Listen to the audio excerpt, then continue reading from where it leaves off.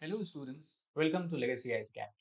In this video, we are going to discuss about a very well-known ethical dilemma that has been going on for quite a few years of time, is the trolley dilemma in ethics. And in this video, we are going to discuss about this dilemma in details. And we are going to discuss first of all what this dilemma is all about, what is the basic trolley problem. Second, we are going to discuss about what is the general response of the people toward this problem. Third, we are going to discuss what is the logic behind the several responses given by the people, that what actions or what course of action they will choose in this particular scenario. And in last, we are also going to discuss about several variations of the trolley problem that has been given to us by philosophers as a kind of thought experiment.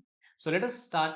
So first of all, as we know, philosophers are well known, or basically we can say they love to conduct several kind of thought experiments, and often these thought experiments involve bizarre incidents, bizarre situations, and many times critics even wonder that how relevant these thought experiments are to the real world.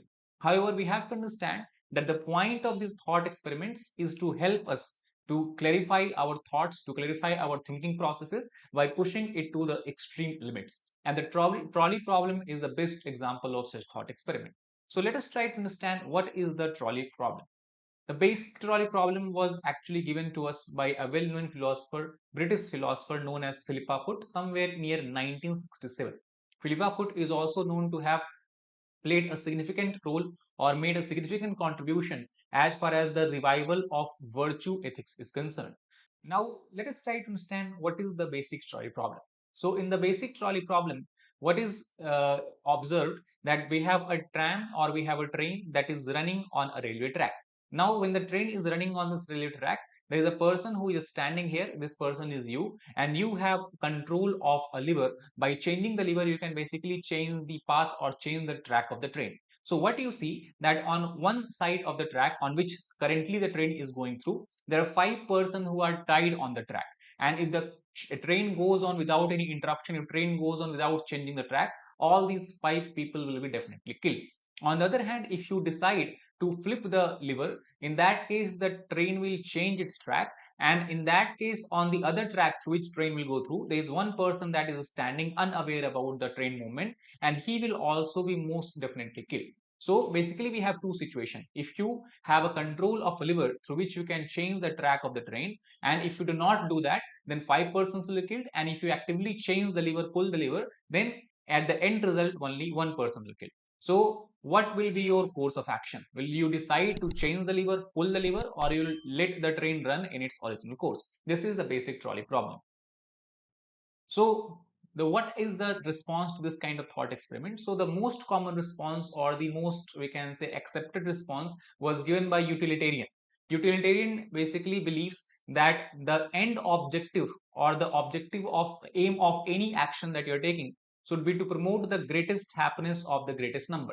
That means if large number of people are happy, if more number of people are happy, then we should follow that course of action. So obviously in this case, if you decide to pull the lever, only one person will die, however 5 persons will be saved. So at the end result, what will happen? The life of 5 people will be saved, and that is why utilitarian would say that you should pull the lever. However, we have to understand that utilitarian is a form of consequentialism. Consequentialism is an ethical principle which believes that we should judge any action on the basis of its consequences, on the basis of its end result. However, there are some criticisms of this kind of approach, because it is believed that killing someone is against our normal moral intuitions, or flipping the liver is against our normal moral intuitions. Because if we talk about the first case, if train is to run in its intended course, 5 people will be killed. But these 5 people are not being killed because of your own actions. While on the other hand, if you decide to flip the liver, you are basically trying to change the course of train, and now this one person that is on the other track will be killed by your actions. That is why this kind of approach or this kind of behavior goes against our normal moral intuitions, and that is why many people feel shy of pulling the lever. Now, even if we talk about the utilitarian response, we have two groups of utilitarian and there, who are called as rule utilitarians and are also called as act utilitarians. So as far as the rule utilitarians are concerned, they say that we should not judge every action by its consequences. As we have discussed before, utilitarian Utilitarianism is a form of consequentialism which basically says that we should judge every action on the basis of its consequences. While rule utilitarians do not believe in that concept. They say that rather than judging every action by its own individual consequences, we should follow and develop a set of moral rules. And once we develop this set of moral rules, these have to be followed strictly, and mainly these rules should be applied in that case, which will promote the greatest happiness of the greatest number. And once we have developed this set of moral rules, no matter whatever consequences are, we have to stick to it and we have to follow in each and every situations. That is the approach of rule utilitarians. On the other hand, if we talk about the act utilitarians, they believe that each action should be judged by its own consequences. We should not have any broad rule. We should not have any one rule fits all kind of approach. And also they say that one is equally responsible for the consequences in the either case. So in this kind of basic trolley problem, the act utilitarians say that does not matter that the person pulls the lever or does not pull the lever. End result is that the people are dying. So that is why in one situation 5 people are dying, in the other situation only one person is dying. So since in both cases one can be considered as equally responsible, it is better that person pulls the lever, save the life of 5 people and sacrifice the life of one person. That is the approach of act utilitarians. So this is the basic response to the basic trolley problem. Now the question comes that why or how can we justify this kind of approach? For example, when a study was conducted in United States of America and this trolley problem was given to many people, they say that yes, they will pull the lever and save the life of 5 people and sacrifice the life of one people. Now, how can we justify it? So the justification of this approach can be given by a doctrine which is called as doctrine of double effect. Now, what is doctrine of double effect? In a simple term, it is a doctrine which says that it is morally acceptable to do something that causes a serious harm in the course of promoting some greater good if the harm in question is not an intended consequence of the action but is rather an unintended side effect.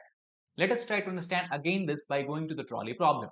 For example, doctrine of double effect says that pulling the lever can be considered as a morally acceptable action because by pulling the lever, the intention of the actor is not to sacrifice or not to kill the one person on the other track, but is to save the life of 5 persons on the first track. So the death of one person on the second track is not an intended consequence, but is an unintended side effect. So it does not matter whatever the consequences, whatever is the end result of his actions, as long as his action has not been to kill the one person, his action can be considered to be morally acceptable and there is no problem in that.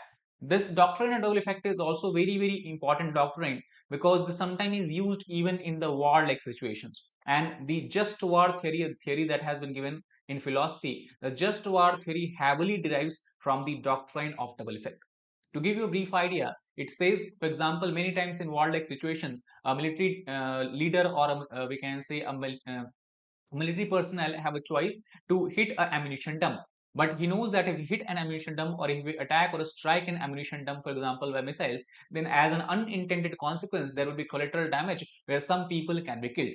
Similarly, we talk about the bombing of any terrorist stronghold or terrorist household, then in that case also, if drone attack is carried out, then an unintended consequences, some civilians may die. So in that case, just what theory says that that action cannot be considered as morally reprehensible because the killing of civilian, the death of civilian was not an intended consequences, but it was an unintended side effect of saving the life of people by eliminating the ammunition dump or eliminating the terrorist organizations.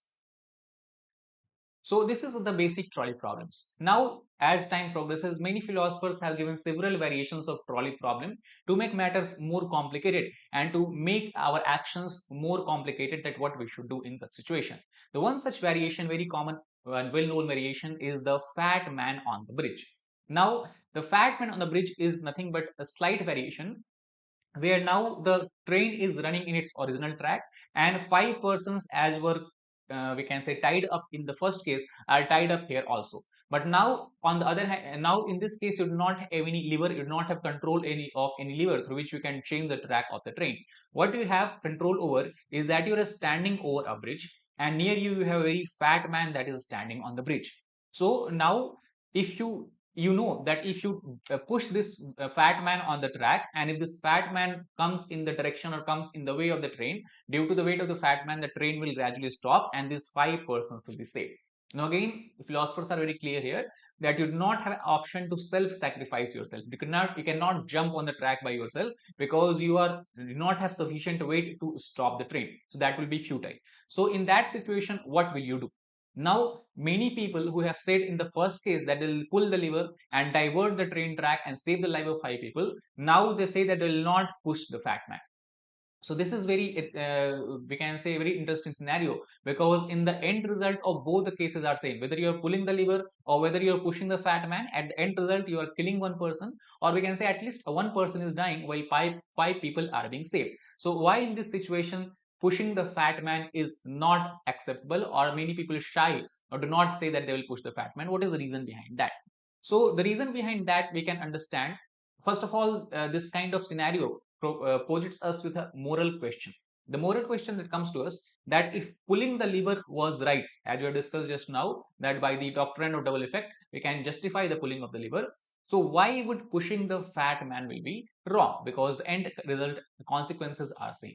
So this has been explained by some philosophers, because they say that first of all, this cannot be considered morally right, because the doctrine of double effect no longer applies.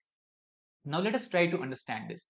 We have discussed what is the doctrine of double effect. It is where the harm to any individual is not an intended consequence but as an unintended consequence. But in this case, when you are pushing the fat man off the bridge, you are directly using the fat man to stop the train. And in that case, the doctrine of double effect will no longer applies, because you are intentionally pushing the fat man off the bridge and trying to stop the train. The second reason also we can understand is that it is against the ends principle that was given by a well-known philosopher, Immanuel Kant. So what is the ends principle? So as far as Immanuel Kant and his theory is concerned, he says that a person should act, that the principle of one's act could become a universal law of human action in a world in which one would hope to live. And the second point of this theory was, a person should treat other people as having intrinsic value and not merely as means to achieve one's end. That means Immanuel Kant clearly says that every individual in the world is a free, rational thinker and should be able to take his own action, take his own decisions as far as any matter is concerned. So basically, when you are pushing the fat man off the bridge, you are not considering him as a free, rational thinker. You are considering simply him as a means to a certain ends, and that is something that is against the Kant's categorical imperative, and that is why it also violates this principle. So on the basis that the pushing of the fat man is of the bridge basically is violating the double doctrine of double effect, as well as it is violating also the Kant's ethical principle, and that is why we cannot justify such actions, and that is why we can see also in the survey taken that many people shy from doing such kind of acts. The second question that this problem presents to us is something that we can refer as a psychological questions. So psychological question comes that, as we have discussed, the act of the individuals in two different scenarios are different. In the first case, people are happily pulling the lever, while in the second case, they are not so happy in pushing the fat man off the bridge. So why will people pull the lever but not push the man? From where the psychology of the person or the actor is being affected, and why it is being affected? So this can be explained psychological as well, because as long as you're pulling the lever, you're not interacting with any individual directly. While in the second case, we are pushing the fat man off the bridge, you will have a very strong emotional response from inside you, because now you will feel that you are touching the person, you are directly pushing him off the bridge, and in that way you will feel that you are directly involved in killing or the murder of the individual. And that is why this kind of a strong psychological response prevents people from taking such actions. Not only that, the reason why many people have said that they will not push the fat man off the bridge is because in every culture around the world which we see today, there is a universal taboo against murder, and pushing the person off the bridge is nothing short of a murder. So that is why we can say that psychologically also these actions are not justified, and people are not so much inclined to push the person off the bridge, while in the first case they're inclined to pull the lever. Now there is a third variation that has been given by philosophers. Like, now suppose everything is same. There's a fat man on the bridge, but now you know that this fat man that is on the bridge is not a good man, and basically it is him who has tied all these 5 people on the train track and now waiting for these people to die. So in that case, what you will do? Now again the responders answers changes, and again they say that now if this is the case, then they'll happily push the fat man off the bridge, and that can be justified because if you know that this person is the reason due to which these 5 people will be killed, so he is basically involved in kind of murder or attempted murder in the future, and that is why pushing him off the bridge is nothing but we can say is a karma paying back, and that is why people again have changed their answer. So these are 3 major variants of the trolley problem that you can understand how the people's responders answer their approach to a particular life situation changes when there is slight variation in the situations. However, the main question that comes in this regard is, does this justify Kant's principle? Again, even though the person is a murderer, even though the person is a villain, is pushing him off the bridge not violative of Kant's principle? That is something that is a moral dilemma that we still are facing today. Now, the last variant that we are going to discuss about is again the basic trolley problem, where you have one person on the alternate track and 5% tied on the normal track on which train is running. Now, again, you have option of pulling the lever.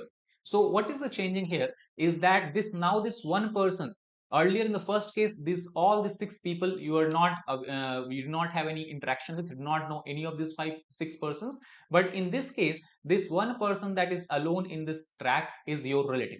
So what will be your action in that case? Now again, when the survey was taken, responders say that if this person is his relative or their relative, obviously they will not kill their relative but let the train run its course and kill these 5 people. However, again, the people who are strict follower of utilitarianism or consequentialism, they will not agree with this approach, because as far as the Jeremy Bentham is concerned, who is well-known consequentialist or utilitarianist, he has said that it does not matter whether it is a relative or not relative. Every individual, everyone counts for one, no one for more than one. So sorry, mom. That means even Bentham says that even if your mom is standing here on this track, if you are a follower of consequentialism or utilitarianism, you should divert the train and save the life of 5 people, even on the expense of killing your own mom. However, as far as the rational actors or the actual life situations are concerned, this is something that many people will not do, because this is against the ethos of evolutionary psychology. If we try to understand this, during our growing up from the childhood, we are always taught that people who are closer to us, people who are near and dear to us, our parents, our families, they are more important than any other strangers. And most of people in the world are strictly adhering to this kind of philosophy, and that is why whenever they have to choose life of their relative against the life of the strangers, they will always choose the life of their close relative and give that as a priority. And that is why not only this is in the line of evolutionary psychology, but also many psychologists say that not only we tend to prefer our close relative against a stranger, but we should basically prefer our close relatives against the stranger, because this is how our society functions, and this is how we can basically manage the family and the societal structure and allow the society to function properly. So what is the real world dilemma from this approach or this trolley dilemma that we can understand? So first of all, what we have seen till now, that most people approve of some actions that cause harm, as we have seen in the case of trolley problem, yet other actions with the same outcome are not considered permissible. For example, if we understand the first case where you have the control of the liver, and the second case where you can again save the life of people by pushing the person of the bridge, in second situation you are shying of doing that, in first situation you will be happily doing that. So the reason behind that is very simple, is that there is a difference between killing versus letting die. In the first case, if you are flipping the liver, you are letting die the people, while in the second case you are actively involved in killing of an individual. And this is something that we see many times in the people who are in the military, people who are in the army, they have to face with this kind of dilemmas every now and then. For example, as we discussed, if you have to carry out a drone attack on villages and houses where it is probably where there is a high probability or confirmed cases are there where the terrorist is hiding, in that case, if you carry out a drone attack, some innocent civilians will die. So what should be your course of action? Will you let this innocent civilians die in the course of eliminating a terrorist or not? That is a dilemma that most of us faces in the real world. So that is all about this particular issue. I hope you understood about what is trolley dilemma, what are its various dimensions, what are its logics and reasoning behind the actions taken in the different dilemmas and different situations. So that is all for this particular video. If you like it, please like, share and subscribe. Thank you very much.